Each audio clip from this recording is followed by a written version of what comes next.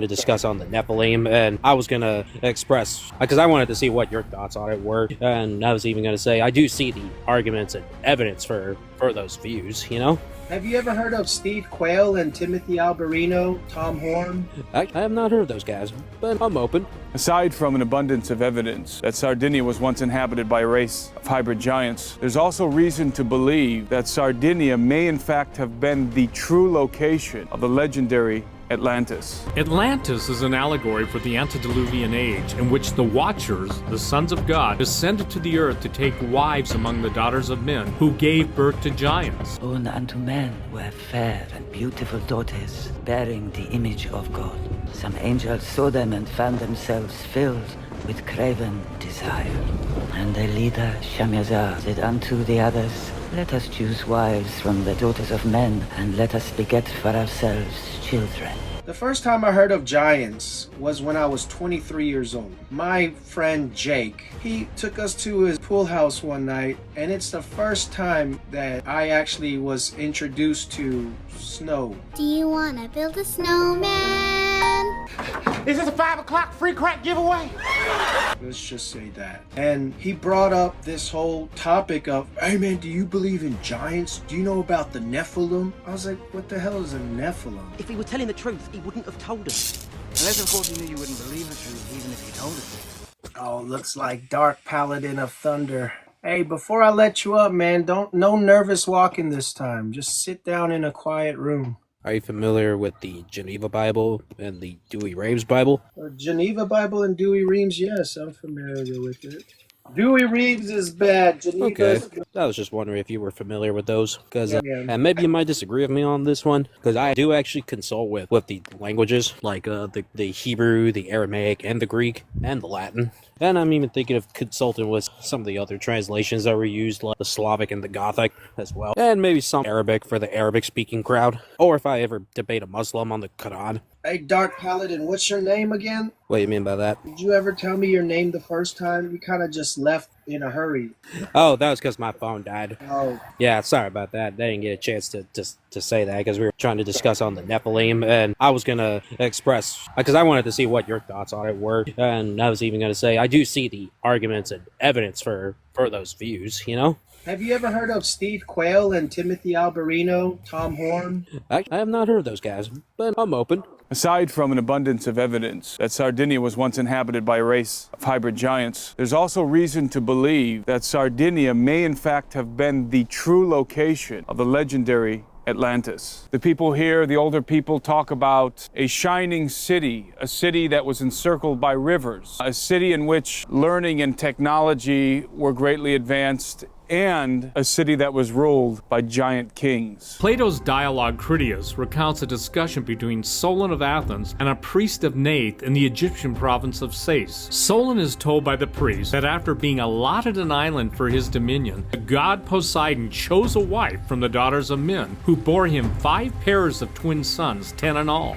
Poseidon built a great city on the island for his offspring and made them rulers over a vast kingdom. The island and its city were called Atlantis, named after the eldest of the twins, Atlas. Other ancient sources disclose that the sons of Poseidon were no ordinary men. They were giants. Atlantis is an allegory for the antediluvian age in which the Watchers, the sons of God, descended to the earth to take wives among the daughters of men who gave birth to giants. The Watchers divided the dominion of the earth among themselves and appointed their giant sons as kings and demigods over their respective realms. You should look into them. Yeah, and I did hear this one theory about the Nephilim, and I don't know if you're familiar with this one, but supposedly them being the mixed bloodline of Cain and Seth and all that stuff. That's why the flood happened and stuff. Hell no. Come on. To the no, no, no. Hell to the no. Hell to the no.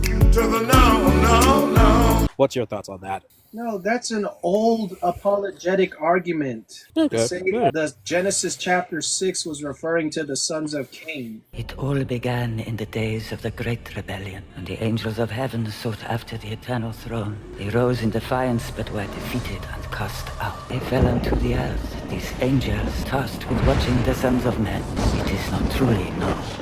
While some claim it as legend, others say it is true, a story passed down for generations. Born unto men were fair and beautiful daughters, bearing the image of God.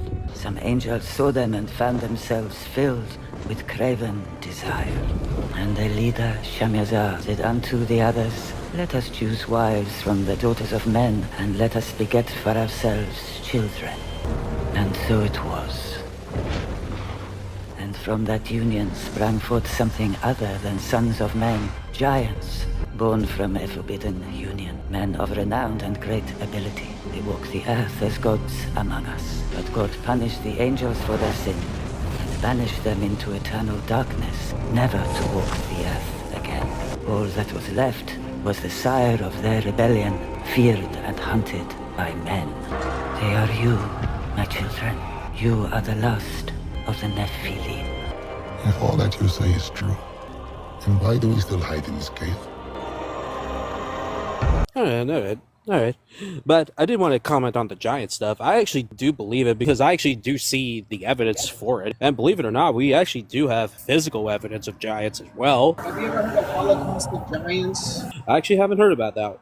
I was hired by the government of Sardara to work in the archaeological site at the Church of Sant'Anastasia in Sardara to dig up the skeletons of giants. The bones of giants were buried among the Nuraghe ruins and tombs beneath the Church of Sant'Anastasia. We even discovered two dead giants embracing each other. They were complete skeletons. The larger one was over 9 feet tall. I measured it with an architect from Milan. Whenever we found the bones of giants, we would carry them into the church. Everything went into the church. The bones, the artifacts, everything. We would arrange them on a large table inside of the church. There were bones of both normal-sized people and giants. Every day, that table would be full of artifacts. The bones of the giants were enormous. Hands, feet, and skulls 3 or 4 times the size of ours. But everything would disappear overnight. The next day, there would be nothing left. Everything would just disappear. It was always like that. As soon as we would find something, the next day everything would be gone. And we never knew where that stuff went.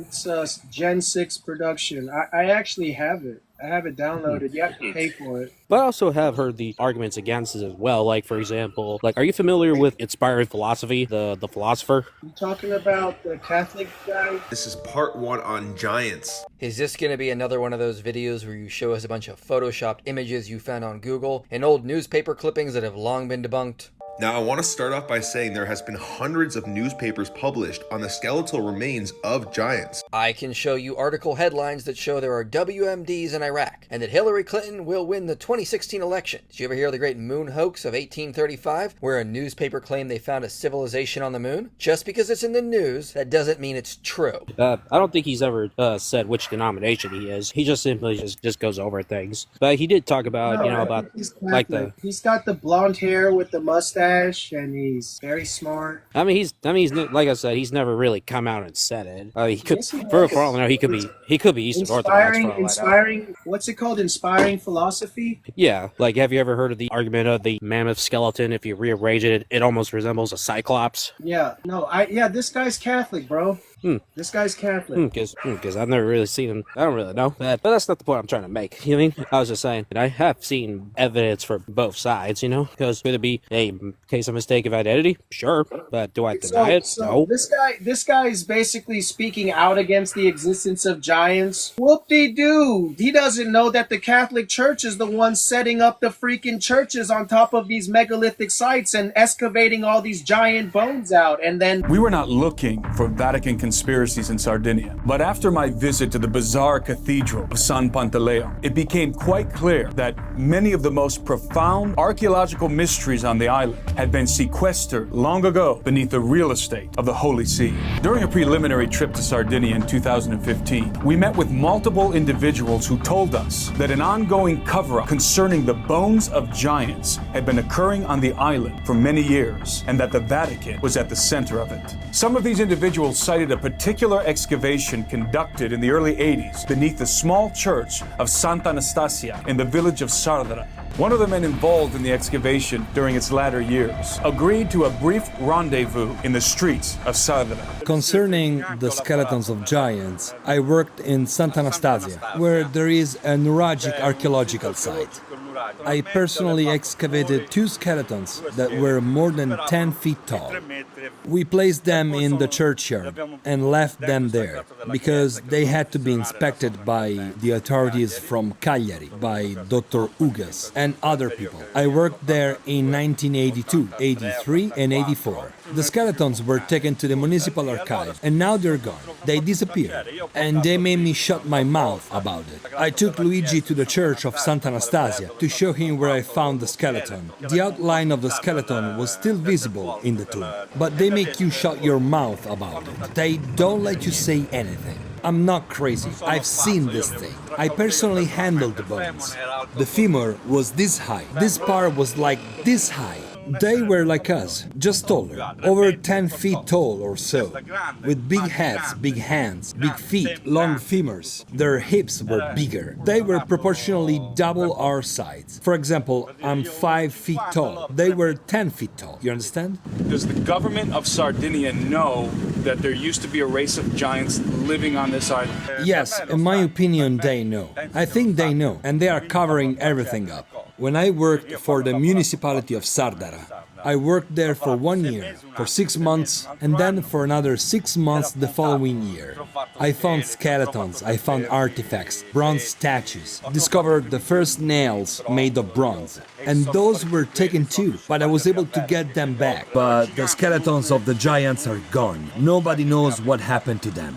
In my opinion, the authorities from Cagliari are behind this. The church is also involved. Something is going on. The Masons are always involved. I think it's the Masons, the Illuminati, whoever they are. The Masons have the cash, so they hide everything.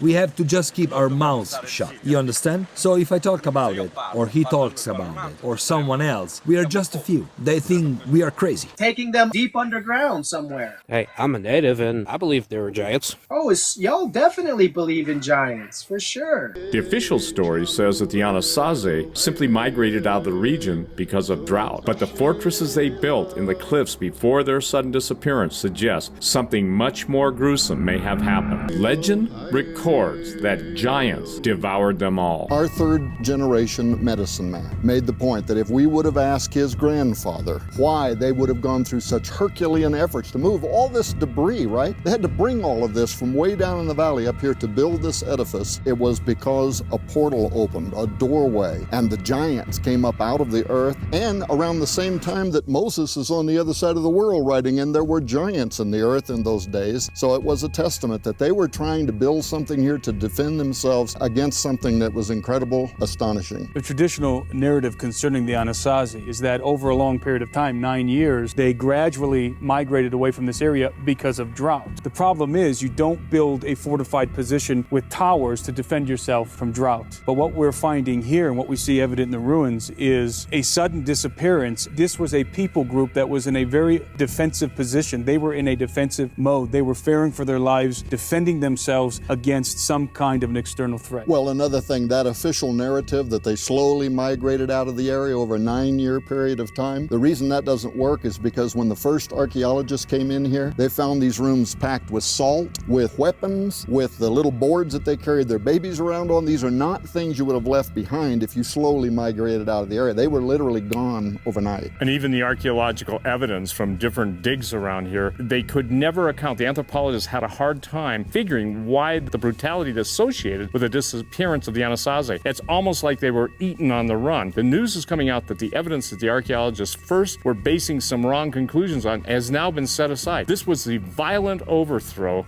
of the Anasazi. Yeah, like I said, I don't deny the existence of giants. I'm just saying I see the evidence for both sides, you know? Well, back in the day, people would just look at the Indians like they're crazy for believing in giants. Yeah, man. The first time I heard of giants, if you could kindly mute real quick.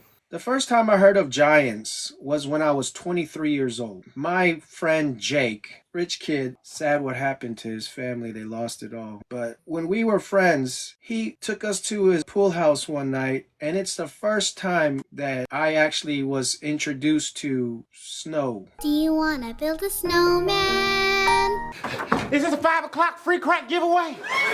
Let's just say that. I tried it with my brother, and we were just all three just sitting there talking, and he brought up this whole topic of, hey man, do you believe in giants? Do you know about the Nephilim? I was like, what the hell is a Nephilim? So if the Canaanites, who the Greeks called the Phoenicians, did indeed travel to the early Americas, and there's a great deal of academic research to support that notion, are they the ones that brought these ideas about giants, the worship of giants, the opening of doorways and portals? And were there giants when they came? Did they establish a presence in early America? Were they doing here what the Hebrew Bible says they were doing in the Middle East, where they were raping women, giving birth to hybrids? Is that the reason why the Anasazi at Chaco Canyon had graves with people that had polydactyly, that they were worshiping 6 fingers, 6 toes, double rows of teeth, mutations that were buried here in the US, but they put jewelry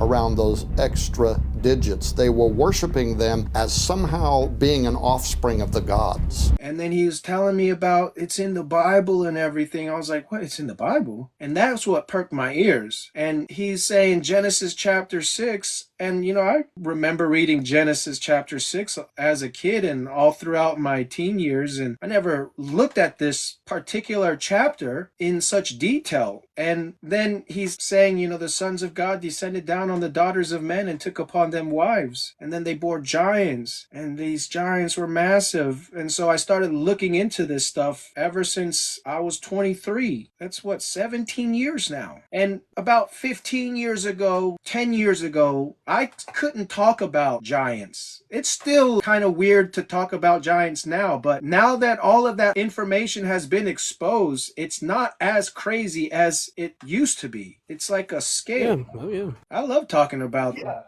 Yeah, because think about it.